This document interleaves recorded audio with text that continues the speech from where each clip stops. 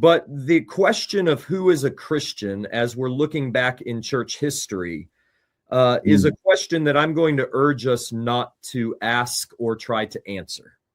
You know, you can go back 200 years, 300 years. You can go back to Calvin and Luther and find them saying things, Luther, especially with regard to the efficacy of baptism.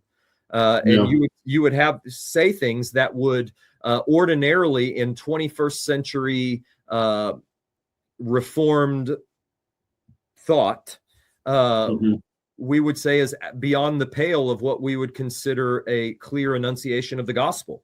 And if you follow that to its conclusion, you'll say, therefore, and I had an Old Testament professor who swore that Luther was not born again.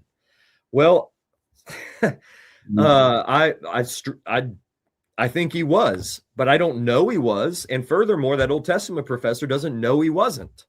We can't look into the hearts of the men and women of the past. And I don't think we have authority to pronounce judgment as to who was or who was not genuinely converted, who was not or was not regenerate.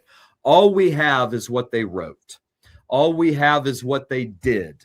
And we have a very minimal picture of what they did as well. I mean, we just have little snapshots. You don't have a clear picture of how they were at home, how they were, in the hallway.